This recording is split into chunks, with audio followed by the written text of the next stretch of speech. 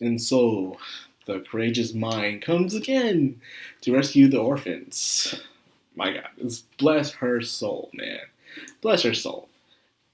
And just, it just goes to show you, where you have one goal in mind down the road, but you get to find another one as you walk the road of life. You're here, you're on your way to this destination, but on your way, you find yourself another quest. Mine was to read books, but she had to stop herself from the consuming or devouring, whatever you want to call it. Then she had to get money. She had to get lineage, a title, become a noble. All this just to read books. Now she finally got a chance to read her books. She now has responsibilities. And she had even more responsibilities. One responsibility is one that was given on to her. Then another responsibility is one she put on herself. But this one, she made a choice against the guilt of discovering the truth of the orphanage. She understands there are more things to life than just reading books.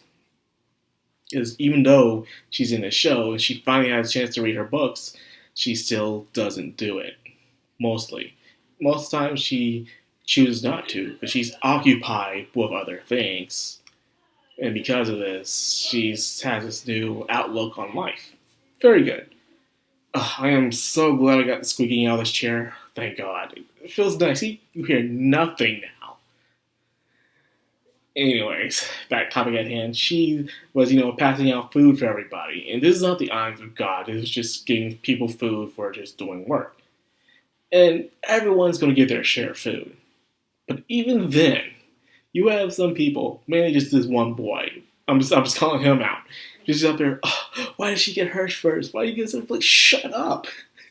You're going to get your food first. This brought me a memory when I was in elementary. This kid was so mad because he didn't get first in line for lunch. Everyone's eating the same damn thing.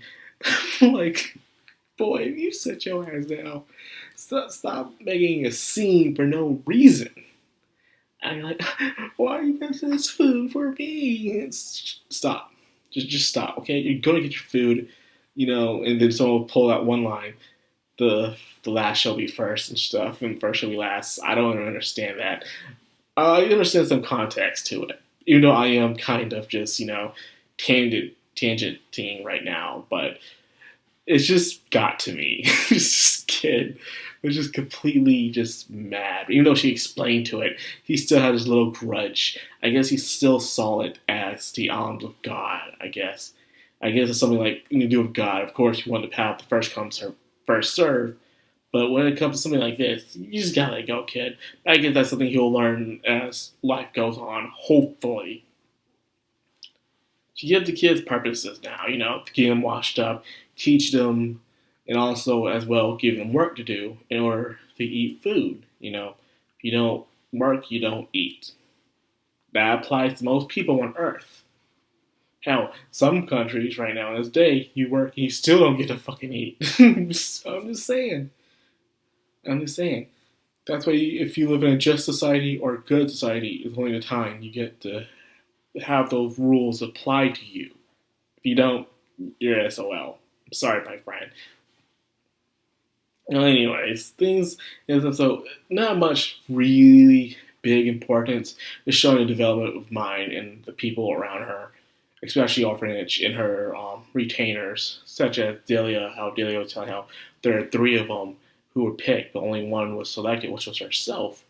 And because of that, she felt upset, like she wished someone like mine would come to rescue her, proving that the nobles of the religious society really don't care much for people or the people themselves, just to keep themselves as keeping face. And in the end, they don't care. It even shows that she had to go through all this just to help someone in the end of the day. And it's ridiculous. No one cares. If it's not their responsibility, they don't want to do it. And unfortunately, we have this in our own society right now. That's the thing I do like about stories. Like, sure, you can make them fictional and stuff like that, but you still got to put some reality into them. And that's what I like about the Ascendance of a Bookworm. It puts the reality into a situation that you can relate to, or you don't have to relate to. You can just be there as that realism. So you're like, okay, this is what's going on. Not everything going a smooth, clear way. Even with this festival that's going on, Star Festival, throwing fruit at each other, it looks fun. Just make sure you wear some raggy clothes and then wash up afterwards. So I got throw fruit, and she knows she touches the fruit, and one of them becomes a trombre, I think it's called. And it reminds me of the trenches. I think I said it before when it first introduced, but we'll say it again just in case. It reminds me of the trench from other isekai, especially Mushoku Tensei, where they're out in a demonic content and they see these things called the trench. And the trench were wooden trench, stone trench, fire trench, all kinds of trench. Pretty much just these organic creatures that sprout up and just start attacking things, grabbing, strangling them. And I guess eating them all for nutrients to live and stuff. Attract other creatures to eat. That's what they remind me of, but they don't seem that dangerous, or is that the people in that world are very cautious of them. Like, right when they see them start growing, they immediately start cutting them off.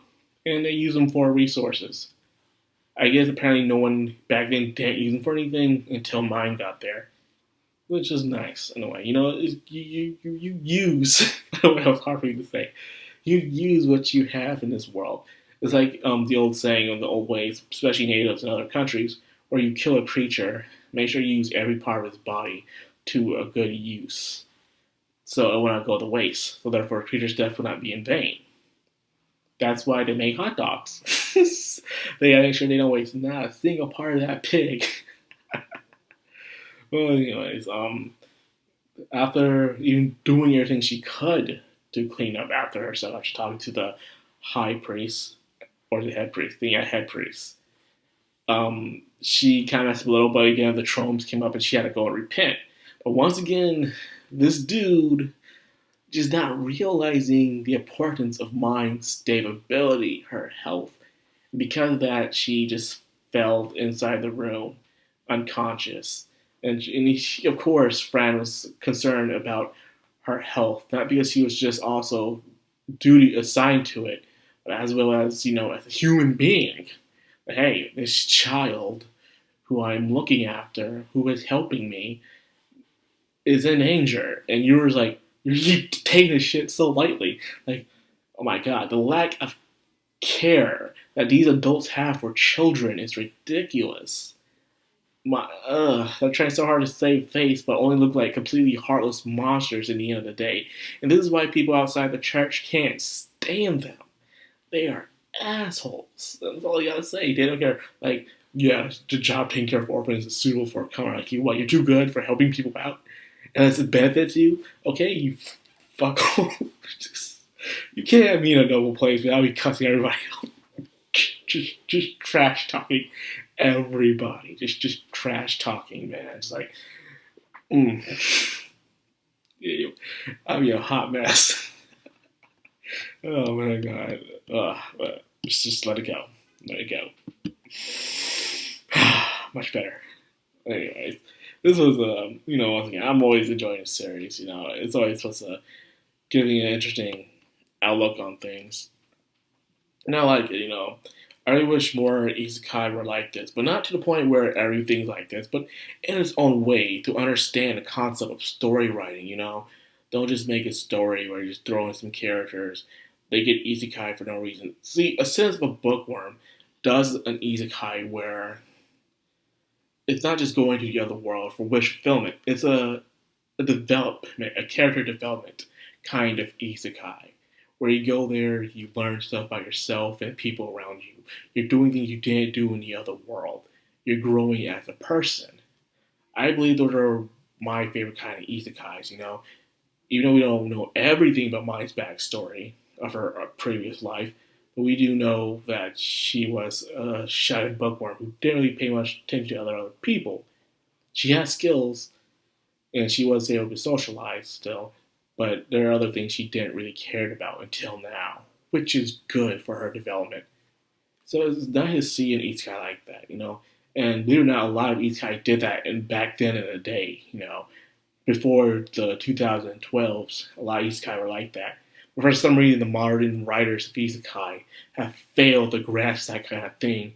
And most of the times you get there's these wish fulfillment things where it's harems and overpoweredness and the lack of character development and the lack of world building as itself. It's Just a shame, in my opinion. A damn shame. But now it seems like isekais have been getting better throughout the years now. It's picking up the pace, and believe it or not, some of the ones that they are animated were created like back in the 2012s. Believe it or not, they're just now getting animated for some reason. I'm glad because now animation's at peak quality, at least in Japan. America can do it when they put their hearts into it instead of trying to make some fast buck. We can do it too, but we just choose not to. So that's like, I just felt like getting that off my chest, you know? That's what I do about this channel. If you want to get something off your chest, just do so, man. It's better to do it now than later. And I'll end it here. I hope you guys enjoyed. If you did, like, comment, subscribe, and of course, hit that bell icon. This has been Madcrown on Anime. Signing out.